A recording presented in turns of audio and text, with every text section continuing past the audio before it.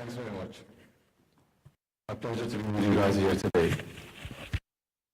So imagine life before e-com.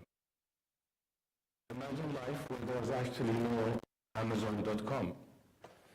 And if you wanted to buy a product, you actually had to physically go to different shops, look at items, compare prices, and then decide on what you want to do.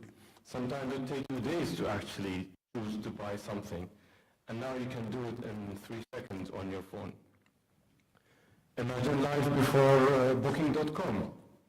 Actually, there was a time before most of your sort of lifetime that we actually used to go to travel agents. We used to sit and look at packages and then decide what to buy and what to do and where to go. And then ultimately it takes us a few days to buy a holiday, and now you do that in few seconds. Imagine life before Uber or Airbnb. Well, for a lot of you guys, this is something that you can't imagine because probably you grow up with all of this happening in front of you. For my generation, it's probably trying to imagine life before TV. You know, we grew up and there was always TV, and we can't imagine how life looks like before TV. Healthcare today is probably where these industries were about 10 to 15 years ago. Healthcare today still is in a fairly primitive stage.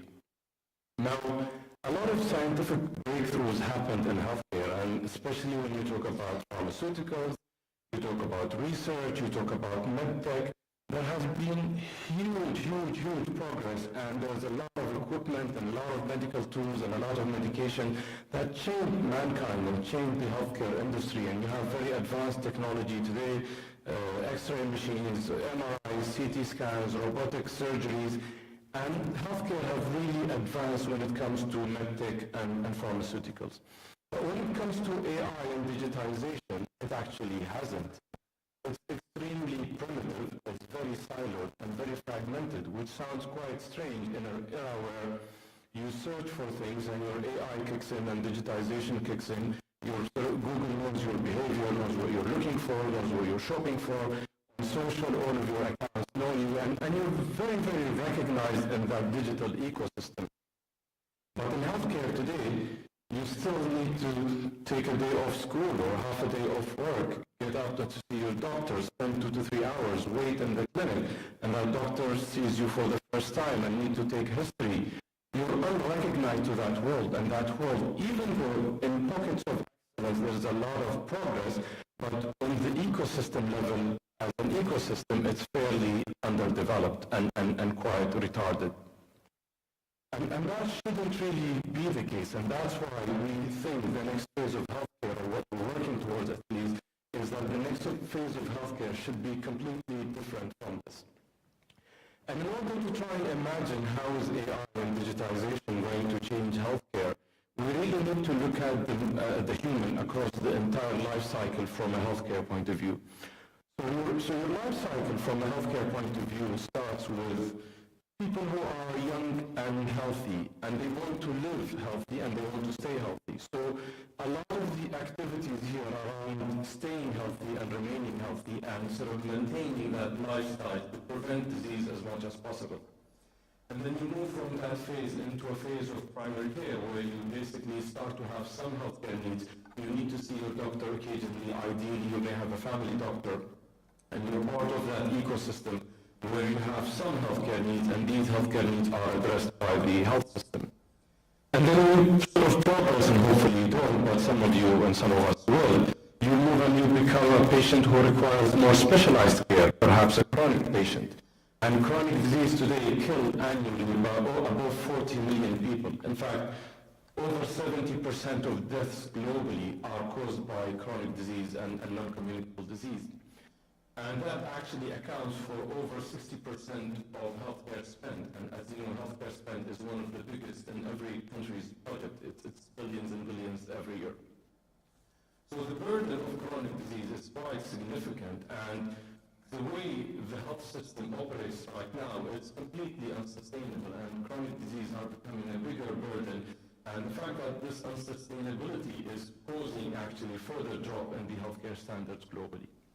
And then as you progress, you have more specific needs. So it could be someone with cancer or someone requires surgery or a particular procedure. And in order to imagine how AI and digitization is going to change all of that, you want to imagine that whole continuum.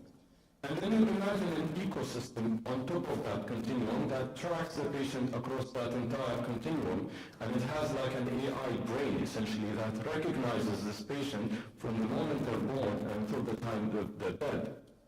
And that ecosystem actually recognizes every step of that patient's or person's activities and proactively prompts them to operate in a better way.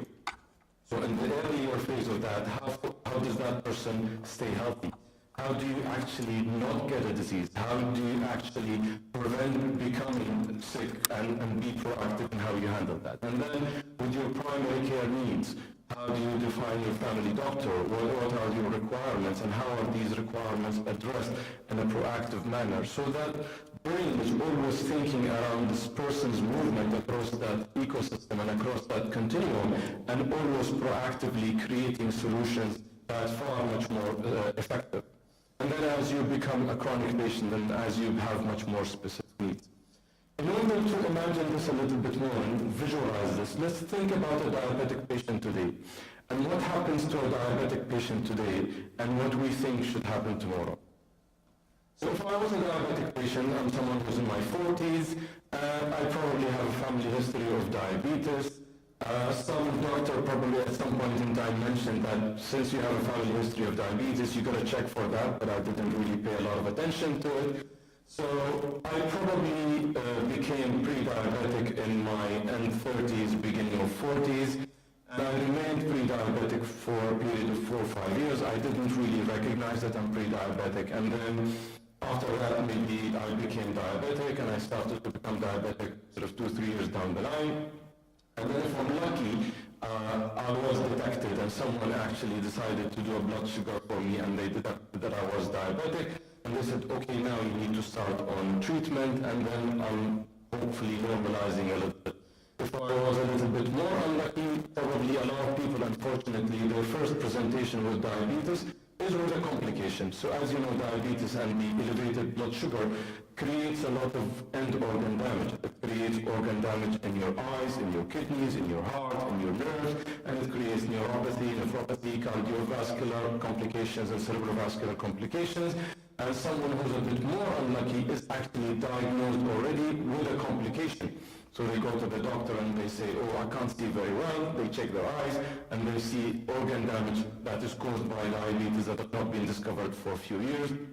And it's already in presentation with complications.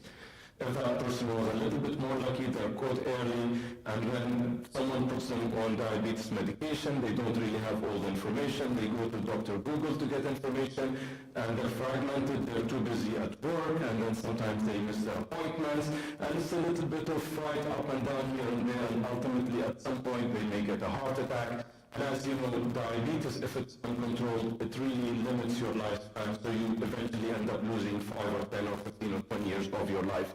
Where a controlled diabetic and a properly controlled diabetic, and a diabetic that was detected very, very early, would live their life almost like a normal person.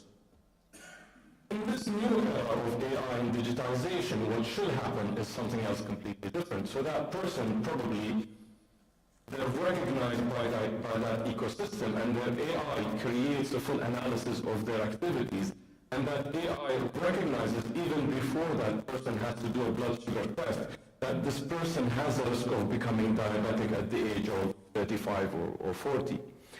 And it already creates screening touch points for that person.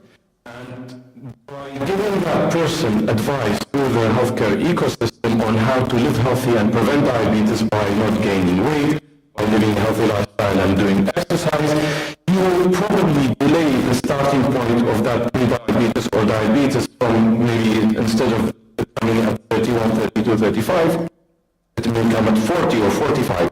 And you're already delaying that progression. And if it starts at some point, it is already controlled, and pre-diabetes is a treatable condition, so you're actually treating it. And if when at some point that person becomes diabetic, But Outlook is completely different because now they have a super app that is linked to that ecosystem, and that super app basically captures all of their activities. So if I'm a diabetic and my goal with my physician is to have 8,000 steps per day, that super app is already linked to my Apple Watch, and it knows that I've already done 4,000 steps today. So by 5 p.m. it says, hey, Haidar, move it, you need to do 4 more thousand steps. 8 p.m. is my tablet time, and I forget it. There's a reminder popping up and saying, hey, your tablet time, 8 o'clock, please take your tablet. Yes, no, did you take it? Yes, no. If I'm the type that enters calorie intake or food intake, I don't need to do much. I just need to say that I had a plate of biryani, and it knows that this biryani is probably X number of calories, and it inputs that information already. Or if I had an omelette for breakfast or had an apple for dinner, it recognizes exactly what that is and inputs all of that information. And then it summarizes all of that information and constantly sends update to my care team, where my care team is always aware of what's happening to me. And then there is an escalation matrix there. So if suddenly I stop taking my medication for a few days, and a message goes to my diabetic nurse, says, hey, Haidar's not taking his tablet for the last week, give him a call and see what's going on. If I have a connected blood sugar monitor, then that blood sugar monitor is showing readings that are all over the place, and an immediate alert goes to my doctor and says, hey, Haidar's blood sugar is all over the place, give him a call and see what's happening, and they bring me in and immediately an intervention happens. Before my appointment, and I know that my next appointment should be in 3 weeks' time, my AI has already booked my appointment, and then 2 weeks before the appointment, it pops up and says, hey, Haidar, your appointment is booked for 2 weeks, confirm the time if it's okay for you, and then make sure that you get in there for the appointment. And if there are any blood tests that need to be done, they're booked for you automatically, and you do them before you see the doctor. When you go to see the doctor, the results are already there, and they know exactly what to do and what the next step is. And it's always proactive, and it always sort of takes you to actually deliver your outcomes, live a better quality of life, reduce your mortality, morbidity, and live healthy as much as possible. And I guess today that is a dream that myself and my team are working towards, and I'm sure a lot of people all over the world are trying to do the same. And hopefully, 10 or 15 years from today, one of you guys comes up on a TEDx stage and says, imagine time where healthcare had no AI and no digitization. Thank you very much.